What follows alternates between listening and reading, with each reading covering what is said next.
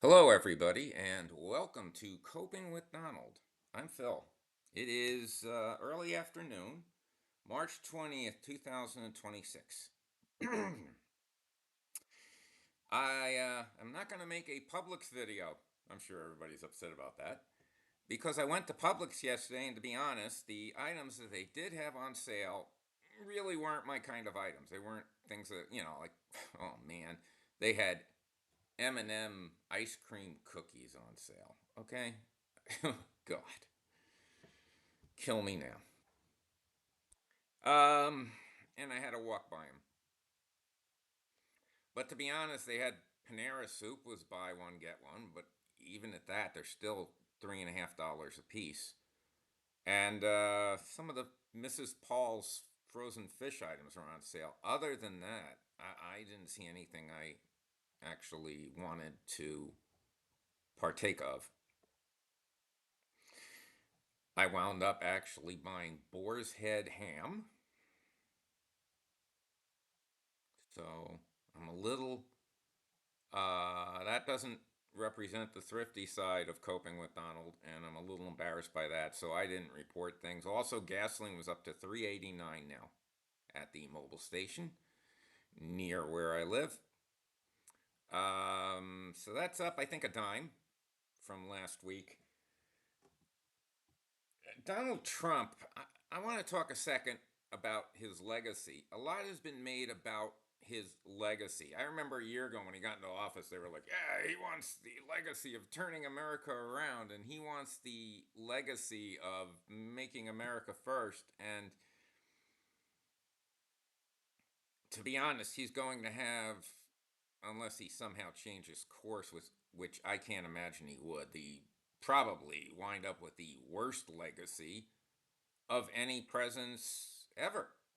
He has tried to dismantle the Constitution. He has tried to, and may still well succeed, in taking away many voting rights for many people because they got married and changed their last name and things like that. He he is without a doubt the most corrupt, self-serving president we've ever had. As he rakes in literally billions for himself and his children. And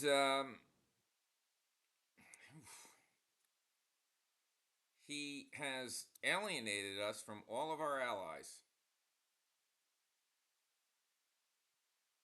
And he's in love with things like quid pro quo, so great. He's made sure that we'll be quid pro quo forever, only we'll be getting the losing side of a lot of that. Because we have no allies, no one to work with. Then you can get on to his Gestapo policies within the United States and concentration camps. I guess we're not allowed to call it that, but I'm going to say it. He wants to get rid of anybody who's not completely white, so he's very racist. He is a sexual predator. I mean, this is his legacy, okay, folks? This is what he's going to be remembered for. He's a sexual predator. He was convicted of felonies. Um, and with the economy, it's really going downhill. He has corrupted our tax policies to where the richest will see great benefits and the lesser among us will see very insignificant benefits, which won't matter anyway because there aren't any jobs around. He is putting us in a dangerous inflation predicament. And he hasn't created any jobs whatsoever over his first 14 months. So, yeah, that's his legacy. Anyone who can't see that is just blindly in love with the guy, and or they're just embarrassed that they had to admit they supported him. But he will go down in history as the worst president and most self-serving that we ever had. In fact, There's an argument that can be made that he does all this stuff just to keep himself out of jail. Got to get Epstein out of the news. Let's go to Iran, that kind of a thing. Um, Something to chew on, which sounds like a conspiracy theory. I'll admit to that. But I was watching a man named Joe Kent be interviewed today. Joe Kent used to be the right hand man of Tulsi Gabbard,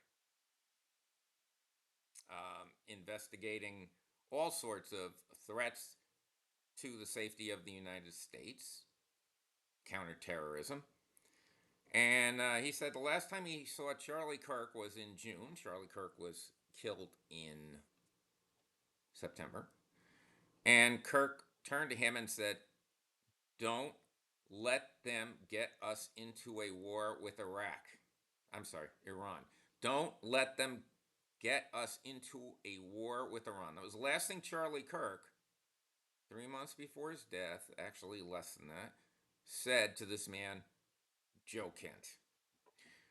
Um, and then afterwards, when he wanted to investigate possible leads into what happened with Charlie Kirk on an international basis, he was told he won't have the authority to do so. Now, he didn't specify who told him that, whether it was Kash Patel at the FBI or somebody, maybe Secretary of State Rubio, I have no idea. But he was told not to do that.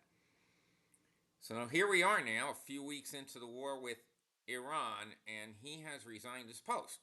So now that he's resigned his post, of course, uh, he's being investigated by the FBI, by the Justice Department, and maybe they'll say he helped Jerome Powell go over expenses for his Fed building. I don't know. How can you not draw connection lines? How can you not draw connection lines? Which, once again, as I'm going to say, threatens literally the life of every Jewish American.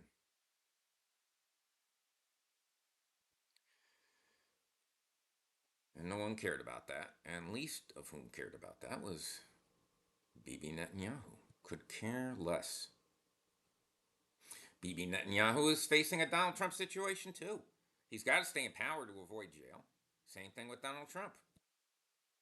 He knows that his life will be miserable once he is no longer president, even though I'm pretty sure it's miserable now. He knows what he is.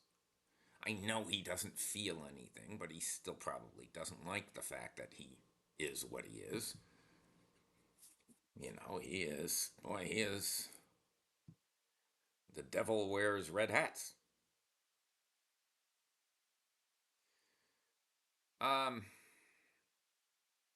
Another part of Donald Trump's legacy,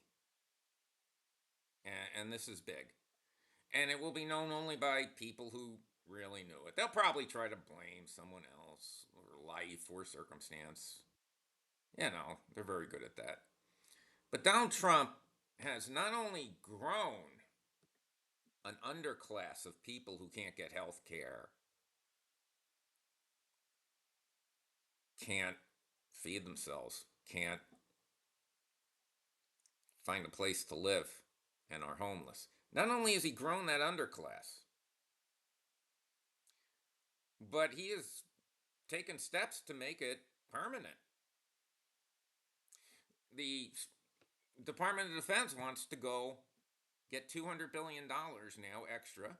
They only get $1 trillion a year. Next year they're going to want $1.5 trillion, by the way, and that's been said by them. And they're going to ask for $200 trillion to fight the war in Iraq. It's probably the first. I'm sorry, $200 billion. Seems like $200 trillion. $200 billion to fight the war in Iraq. Probably the first of many such requests.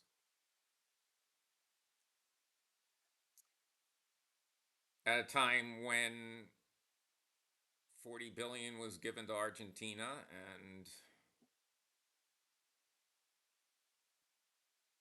Americans were denied help with supplemental health care premiums and lost their health care through Medicaid because they couldn't afford $1,500 a month because they're poor. That's why they're on Medicaid. And that would have been like what, 30, 40, $50 billion for this year. They didn't have the money for that. They had the money for Argentina. They had the money for Iran. And Donald Trump's taking steps to make sure we never have money for that, ever again in the future. That there will never be help for the poorest among us and the neediest among us. That they will continue to suffer. But he'll get things named after him, which I am sure will be taken down the minute he is out of the presidency or for sure dead one day. You know, I mean, it's just so far his ankles can expand. They want to put the ark up at Arlington Cemetery, and that would be probably the first thing that would go before the ballroom, before anything. So there's your legacy for Donald Trump, man who would do anything to keep himself out of jail, no matter how many people suffered or even died for it.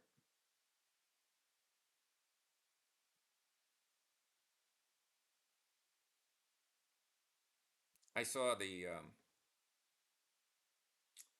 radio personality of one of them in England, James O'Brien, who's excellent, by the way, and he had a segment on how he's so sick of being right. He says, since Trump's been installed for 10 years, I've been right, I've been right, I've been right.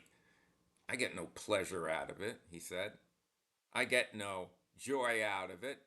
I get dismay out of it. I don't even get satisfaction out of it because I was right. I get dismay out of it. Watching these things happen and watching the media, I guess Britain's just as bad as here in the US with Fox and now CNN, watching the media say it's okay and approve of it and put down the people who said we can do better and this is not okay. So, Donald Trump's legacy, basically, the positive part of Donald Trump's legacy for him will be he kept himself out of jail. In fact, that should be on his tombstone. Donald J. Trump. Somehow he kept himself out of jail.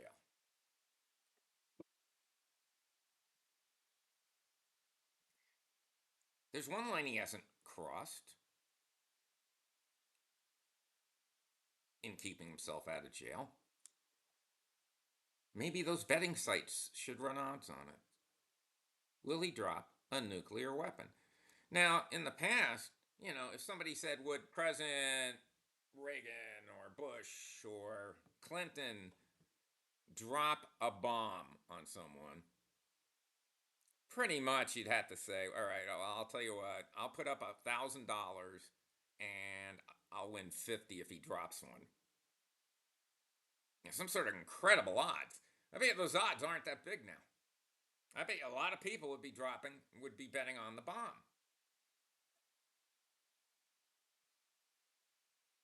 I certainly wouldn't take 20-1 odds against me that Trump wouldn't. Because it's the only thing he hasn't done to keep his ass out of jail.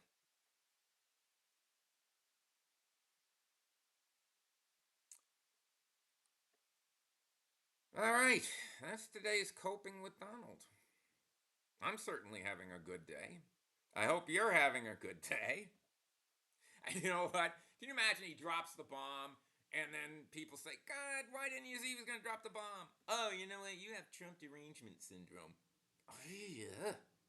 But it is the only thing, really, that he hasn't done. Oh, one more thing. This is awful. Putin today said, Putin put up a trial balloon that if Trump stops helping Ukraine, which is he helping Ukraine? Putin will stop giving information to the Iranians. That's what I mean by a quid pro quo when you're on the losing side of that. Trump would do it to save his own ass. Yeah, of course he would. But this is what you get when you have the world being run by pieces of shit. Putin's a piece of shit. Trump's a piece of shit. If Nigel Farage gets elected in England or in the United Kingdom, he'd be a piece of shit. This is what happens when you have the world being run by self-centered pieces of shit. Is that what you want? Because a lot of people voted for that and would in the next election. Horrifyingly. This has been Coping with Donald. I'm Phil. Have a good day.